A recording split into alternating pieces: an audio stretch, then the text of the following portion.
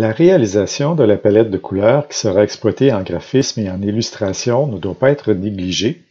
Elle sera en grande partie responsable de l'attrait suscité par l'image. Adobe a développé plusieurs outils pour créer sa palette de couleurs. Je vais expliquer ici comment exploiter le site Adobe Color avec Illustrator.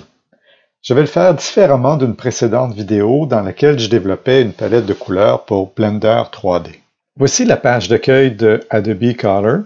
Je suis actuellement dans mon compte Adobe, ce qui va me permettre de sauvegarder les palettes de couleurs. Vous ne connaîtrez peut-être pas la présentation de la page à prime abord, c'est que nous avons une option ici pour avoir un fond clair ou un fond foncé. Le site se rappellera de la dernière utilisation que vous avez fait avec vos couleurs. Donc, est-ce que vous développez vos couleurs pour un fond foncé ou pâle? Alors, je suis dans la section Créer. Nous avons une roue chromatique. Avec la roue chromatique, habituellement, ce qu'on fait, c'est qu'on déplace la couleur centrale et celle-ci, celle qui est au milieu, se trouve à contrôler la position des autres couleurs. Alors, je me trouve à avoir à l'extrémité de mon cercle chromatique les couleurs les plus saturées et lorsque je viens vers le centre, elles sont moins saturées. Le contrôle de la luminance se trouve à être ici. Alors, mes 5 couleurs sont là.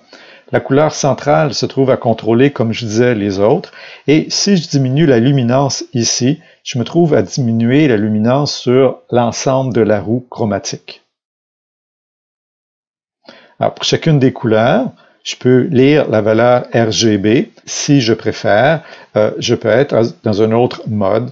HSB, habituellement, je le vois toujours comme étant HSV, Hue, saturation, valeur, value, et ici le B pour balance. Alors la roue chromatique ici fonctionne avec des algorithmes mathématiques. Ils peuvent être avec des couleurs semblables, donc on a ici une meilleure harmonie de couleurs, monochrome. Alors ici aussi, nous allons avoir une harmonie de couleurs, donc ça va donner une ambiance qui va être douce. Et on peut aller avec des choix qui sont des triades ou des couleurs complémentaires. Et à ce moment, nous allons avoir des contrastes entre les couleurs qui vont nous permettre d'avoir des éléments qui vont se distinguer davantage, comme pour une publicité avec la typographie ou un site Internet, où est-ce qu'on voudrait que le lettrage se détache davantage. La section Créer et explorer existe dans un mini-menu à même le logiciel Photoshop et Illustrator. Je montrerai tout à l'heure. Le concept de explorer, c'est un concept qui nous permet de regarder des librairies de palettes de couleurs qui ont été sauvegardées par d'autres usagers.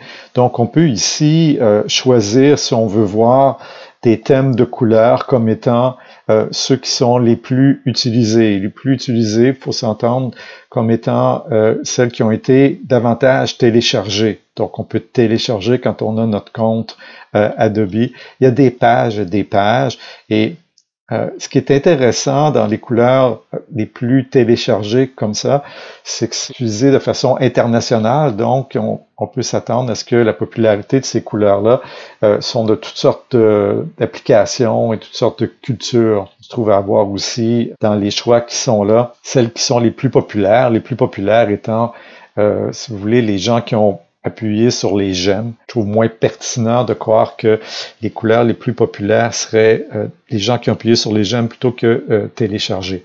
Ce qui est intéressant aussi, c'est les tendances. Donc, on se trouve à avoir des groupes de couleurs pour le graphisme, l'illustration, l'architecture. Donc, c'est des thématiques. Si je choisis conception de jeu, je peux demander d'en afficher plus. Et là aussi, j'ai des pages et des pages. Je peux les télécharger en format JPEG. Je peux l'ajouter à ma bibliothèque. Tout comme je pourrais capturer à mon écran ces tendances-là. Alors, je reviens à créer. Et ce qui est intéressant aussi, que j'aimerais mentionner, qui est assez récent dans ce site, c'est la section outils d'accessibilité. Lorsque vous venez sur ce site pour la première fois, vous avez une page d'information qui explique cette section. Ça nous permet de voir la vision pour des gens qui ont des problèmes daltoniens. Alors, apparemment, il y a 3 types de vision daltonienne qui sont expliquées sur le site et qui nous montre ici ce que une personne normale percevrait comme couleur et selon les problèmes de vision associés à la vision daltonienne, ce que les gens percevraient. Alors, c'est important si on a la typographie des messages. Alors, quand on a développé une palette avec la roue chromatique ou qu'on a choisi un thème, on peut par la suite venir regarder dans l'outil d'accessibilité s'il semble avoir des problèmes. Donc, apparemment, ici, j'en ai 4 couleurs. C'est celles qui ont des lignes qui causeraient des problèmes. Et je peux chercher à les ajuster jusqu'à ce que la ligne disparaisse. Ce choix de couleur, apparemment, conviendrait là, à tous les types de problèmes de vision daltoniens. Alors, c'est intéressant comme ajout d'outils. Moi, ce que j'aime bien pour développer ma palette de couleurs, c'est d'extraire le dégradé à partir d'une image. Alors, on peut prendre des images de toute provenance. À ce que je sache, les droits d'auteur ne protègent pas une palette de couleurs dans une œuvre qui a été réalisée. Et ici, dans ma démonstration, dans ma vidéo, je préfère prendre la peinture d'un grand peintre. Il n'y aura pas de controverse avec qu'est-ce que je vais utiliser. Et j'ai ici une peinture de Claude Monet. Avant de la glisser ici sur le site d'extraire les dégradés, je vais augmenter un petit peu la saturation dans Photoshop de cette image. Alors, au départ, j'ai un dégradé avec 3 couleurs. Je peux choisir d'augmenter ici le nombre de couleurs. Je vais faire la démonstration avec les deux utilisations.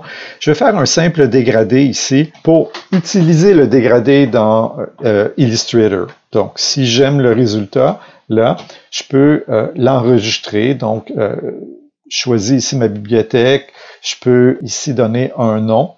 Donc, je vais l'appeler simple et je l'enregistre. Maintenant, ce qui m'intéresse dans ma démonstration, c'est plutôt d'aller extraire une palette de couleurs. Alors, je pourrais prendre ici une bonne douzaine de couleurs. Donc, j'ai une douzaine de pastilles et je vais aller les glisser. Donc, si je choisis une illustration, une peinture dont j'aime l'ambiance, dont j'aime l'harmonie, normalement, l'ensemble des couleurs ici devrait me plaire. Alors, si je glisse doucement pour essayer d'aller chercher les différents tons de bleu, les différents tons de vert qui composent cette peinture, je vais pouvoir l'utiliser dans mon illustration. Alors, ces deux-là ici sont très semblables. Je vais essayer, c'était pas celle-là. C'est ici. J'essaie d'en trouver une plus différente.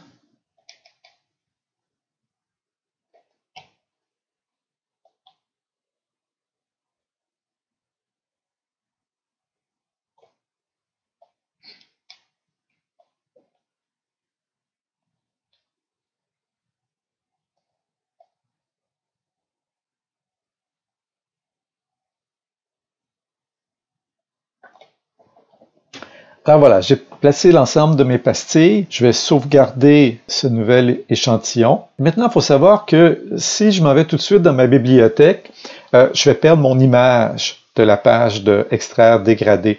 Alors, je pourrais aussi aller dans extraire les thèmes. Au lieu que ce soit un dégradé, ça se trouve être des couleurs sélectionnées ici. Je peux les déplacer moi-même manuellement, mes pastilles, tout comme je pourrais travailler avec des algorithmes mathématiques. Donc, j'enregistre celle-ci. Je peux faire une sélection qui est davantage lumineuse. Je vais l'écrire lumineuse, doux. Donc, j'ai une palette qui est faite automatiquement ici, qui est douce. Je pourrais manuellement déplacer mes pastilles pour les sauvegarder. Alors, je m'en viens dans ma bibliothèque. Alors, j'ai fait plusieurs expériences avec la bibliothèque. Elles ne sont pas sauvegardées dans l'ordre dans lequel je les ai réalisées, mais plutôt par ordre alphabétique. Alors, j'ai ici le dégradé simple que j'ai fait au début. Et lorsque je viens pour le sauvegarder, j'ai le choix entre le faire en PNG ou en SVG, qui est un vectoriel. Je vais choisir le SVG pour ma démonstration. Pour exploiter le dégradé comme je veux le faire, c'est le SVG qui est utile. le PNG, je pourrais pas l'utiliser de la façon dont je veux vous faire ma démonstration. Ici, j'ai un dégradé, donc avec davantage de couleurs pour un exemple différent. Alors, dans chacune de ces couleurs, je peux cliquer dessus. J'ai des options. Je peux voir, entre autres, les valeurs des couleurs lorsqu'elles sont sélectionnées. Donc, je peux m'assurer que ces couleurs-là sont très différentes. Je peux lire leurs valeurs. Et les options ici de téléchargement pour le dégradé ne sont pas les mêmes que pour les couleurs pleines. Donc, ici, je ne peux pas faire de téléchargement de SVG, mais je pourrais télécharger des palettes de couleurs ASE, entre autres pour Photoshop. Alors, je vais télécharger, tiens, un JPEG pour celle-ci et un JPEG pour celle-là aussi. Voilà.